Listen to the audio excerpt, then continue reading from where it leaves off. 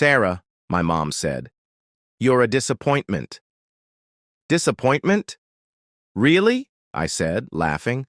"I'm 32 years old, single, and according to you, a disappointment.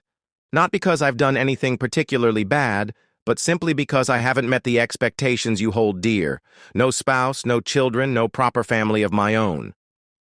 Meanwhile, my younger sister Emily, at 26, can do no wrong in their eyes. She's lively, married, and to them, the very definition of success. This year, they didn't even bother inviting me for Christmas. A week before the holiday, my mom called, not to wish me well or ask how I was doing, but to justify why I was being excluded. Apparently, Emily had casually mentioned that I supposedly said celebrating Christmas at their place was a waste of time since it always revolved around her. I never said that, yet my parents didn't feel the need to verify anything. They simply took it at face value. "We don't want negativity ruining the day," my mom told me. "Maybe it's best if you sit this one out." I wasn't sure what hurt more, her words, or the fact that I wasn't even surprised. "Fine," I said. I wasn't about to beg for an invitation. The following day, Emily called. For a brief moment, I thought she might be reaching out to mend things or admit she had lied. But no, she wanted money. "Listen," she started, "I need some help covering tuition for my graduate program. Mom and Dad can't contribute much right now, and we all know you're doing well." I was stunned. Just one day after banning me from Christmas, they had no issue treating me like the family ATM. I didn't respond immediately, deciding instead to handle this in a way they wouldn't forget. Rather than rejecting her outright, I told Emily I'd think about it. That was enough to satisfy her. She quickly thanked me and hung up, likely already feeling proud of her ability to manipulate people. But my thoughts weren't on helping her. I was reflecting on the years of this exact pattern repeating itself. Emily had always been the favored child. She received the admiration, the attention, the best of everything. My parents never even pretended to be fair about it. They were open, proud of her achievements, which mostly involved being charismatic and knowing how to get people to do what she wanted. Meanwhile, I was the responsible one, the steady, dependable one. I worked hard, earned good grades, and avoided trouble. But in our family, responsibility wasn't something to be celebrated. It was something to be exploited.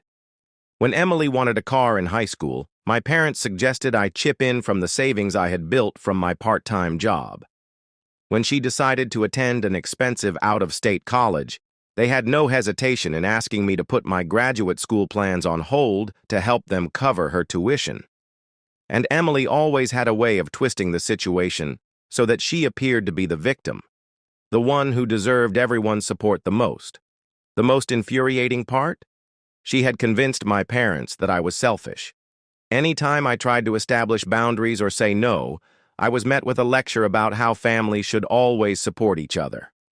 Translation: my role was to support Emily, no questions asked, and now here she was again, asking for thousands of dollars for her graduate school expenses, while I wasn't even deemed worthy of attending Christmas dinner. I wasn't furious. Not in the way that makes you lose control and lash out. I felt eerily calm, almost detached. And that's when I realized I was truly done. This wasn't just about money or the holiday. It was about years of being used, disregarded, and treated as if my worth depended solely on how much I could provide for her. So, I called my mom back. "Hey," I said, "can we have a family meeting? Me, you, Dad, Emily, and her husband. I think we need to clear the air." She hesitated before finally agreeing, likely assuming I was coming to beg and apologize. I didn't correct her. She could believe whatever she wanted. I would say my piece, and for once, they would have to listen. The so-called family meeting was set for the following Saturday at my parents' house. I didn't bother dressing up, just threw on a hoodie, a pair of jeans, and some worn-out sneakers. This wasn't about appearances, it was about finally speaking my truth. When I arrived, Emily and her husband Greg were already there. Greg gave me his usual half-smile, the kind that suggested he wanted no part in the drama but couldn't seem to escape it. Emily didn't even pretend to be polite. She was glued to her phone, as uninterested as ever. Mom bustled in from the kitchen, balancing a tray of coffee and cookies, putting on her best act as the warm and welcoming hostess, even though this was anything but a social visit. Dad remained planted in his recliner, eyeing me like I was some unwelcome guest who had barged in uninvited. So, Mom finally said, once everyone was settled, her voice dripping with artificial sweetness, "What did you want to talk about, honey?" As if a few kind words could smooth over the fact that she had excluded me from Christmas just 2 weeks earlier. I didn't bother with small talk.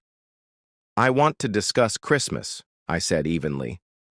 "And the fact that I wasn't invited because Emily told you something that wasn't true." Emily jumped in instantly, her voice sickeningly innocent. "I didn't lie. That's what you said. Or maybe you didn't mean it that way, but that's how it came across." I raised an eyebrow. "Really?" "Because I don't recall ever saying that Christmas was a waste of time. In fact, I don't remember discussing it at all. Yet somehow you managed to convince Mom and Dad otherwise." She shrugged, leaning back in her chair. "I was just being honest." I nodded slowly, biting back the frustration bubbling inside me. "Right. Just like you were being honest when you called me the next day asking for money for your graduate program." The room went silent. Emily's expression froze, and for the first time, Greg looked genuinely uncomfortable. Mom jumped in, her voice laced with desperation. "Wait a minute, this isn't about money." I cut her off. "That's exactly why I'm here. Because I'm sick of being treated like a walking bank account. You didn't want me at Christmas, but you had no issue expecting me to fund Emily's life. Do you have any idea how messed up that is?" Dad finally spoke, his tone gruff. "Watch your mouth, son. We're family. Families help each other." I let out an actual laugh, not a small chuckle, but a real deep laugh, the kind that unsettles people more than shouting ever could.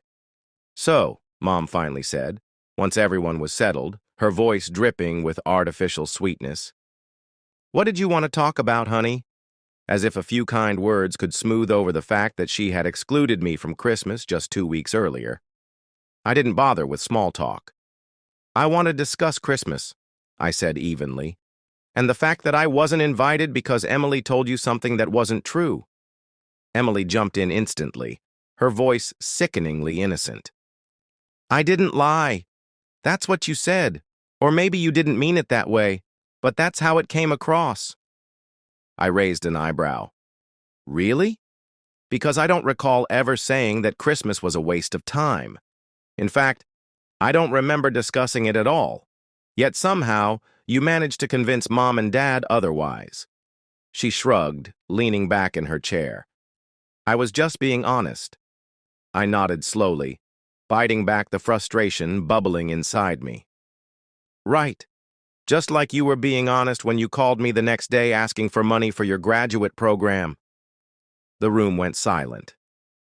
Emily's expression froze, and for the first time, Greg looked genuinely uncomfortable. Mom jumped in, her voice laced with desperation. "Wait a minute, this isn't about money." I cut her off. "That's exactly why I'm here, because I'm sick of being treated like a walking bank account. You didn't want me at Christmas, but you had no issue expecting me to fund Emily's life. Do you have any idea how messed up that is?" Dad finally spoke, his tone gruff. "Watch your mouth, son. We're family. Families help each other."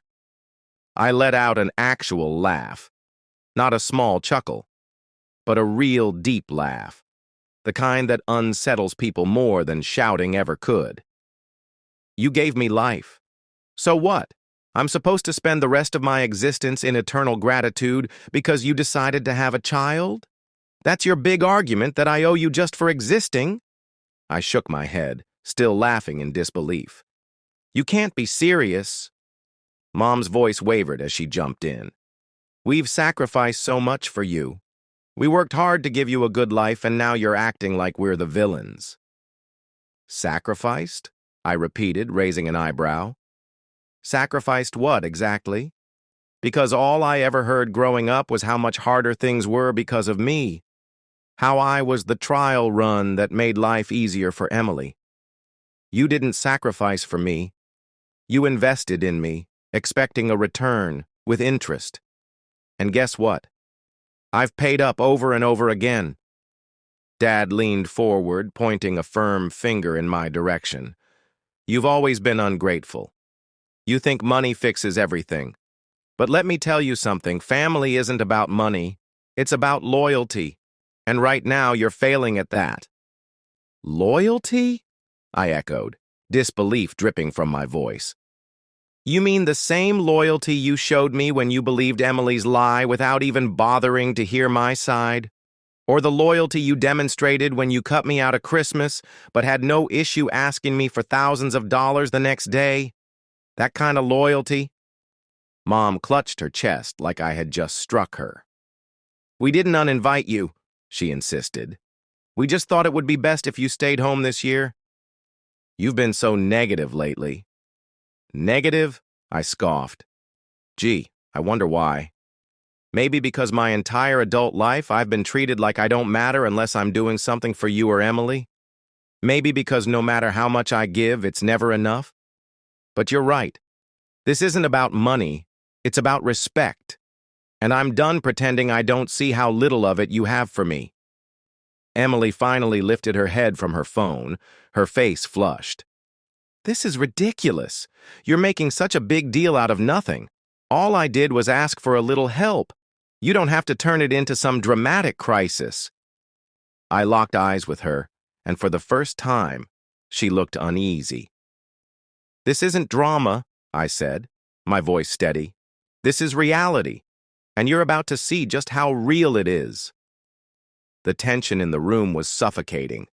The only sound was the low hum of the refrigerator in the kitchen. Mom's eyes were wide with disbelief. Dad's narrowed in anger. Emily's darted around like she was searching for an escape. I exhaled slowly, leaning back in my chair. All right. Since none of you seem to get it, let me spell it out for you. You want me to pay for Emily's graduate school? Fine, but here's my condition. Mom's expression shifted, a glimmer of hope appearing on her face. Oh, sweetheart, if that's all you... I raised a hand, cutting her off. Number, let me finish. I'll cover Emily's tuition, but after that I'm done. Permanently. No more handouts. No more family reunions. No more Christmas invites or lack thereof. You want me to keep playing the role of the family ATM? Fine. But let's stop pretending I'm part of this family. The silence that followed was deafening. Emily's mouth fell open. You're joking. I'm not, I said, my tone as steady as I could manage. This is the deal. You get what you want, and I finally get peace. Mom's hands flew to her mouth, tears threatening to spill. How can you say that? We're family. You don't mean that, I said firmly, because let's be honest, I've never truly been part of this family, not in the way that matters. I'm just the guy you all call when you need something, and I'm done.